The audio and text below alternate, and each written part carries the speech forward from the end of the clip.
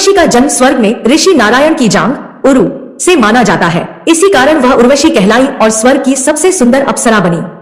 एक अवसर पर देव कार्य के समय उससे एक भूल हो गई। भगवान विष्णु का नाम लेने के स्थान पर उसके मुख से राजा पुरुरवा का नाम निकल गया। इस असावधानी से क्रोधित होकर भरत मुनि ने उसे श्राप दे दिया कि उसे पृथ्वी पर जाकर किसी मनुष्य के साथ जीवन बिताना होगा। उधर पृथ्वी पर चंद्रवंशी राजा पुरुरवा एक प्रतापी, धर्मनिष्ठ और सौंदर्य प्रिय राजा थे। जब उर्वशी श्रापवश पृथ्वी पर आई और पुरुरवा के समक्ष प्रकट हुई तो राजा उसके रूप पर मोहित हो गए। पुरुरवा ने उससे विवाह का प्रस्ताव रखा। उर्वशी ने सहमति तो दी, लेकिन कुछ कठोर शर्तों के साथ। राजा को उसकी 2 प्रिय भेड़ों की संतान की तरह रक्षा करनी होगी। वह राजा को कभी भी नग्न अवस्था में नहीं देखेगी, केवल एकांत के क्षणों को छोड़कर, और राजा अपने आहार में केवल घी का ही सेवन करेंगे। इन शर्तों के साथ दोनों का दाम्पत्य जीवन आरंभ हुआ।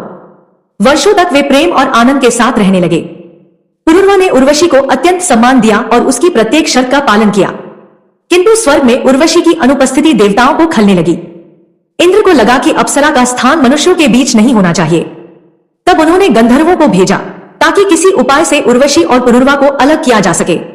एक अंधेरी रात गंधर्वों ने छलपूर्वक उर्वशी की प्रिय भेड़ों को चुरा लिया। भेड़ों की करुण चीख सुनकर उर्वशी व्याकुल हो उठी।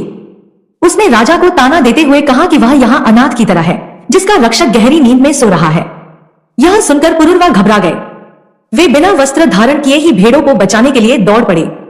उसी क्षण गंधर्वों ने आकाश में बिजली चमका दी। उस तेज प्रकाश में उर्वशी की दृष्टि राजा के नग्न रूप पर पड़ गई। शर्त टूटते ही उर्वशी का श्राप पूरा हो गया और वह उसी क्षण अदृश्य होकर स्वर्ग लौट गई। उर्वशी के चले जाने के बाद पुरुरवा का जीवन सूना हो गया।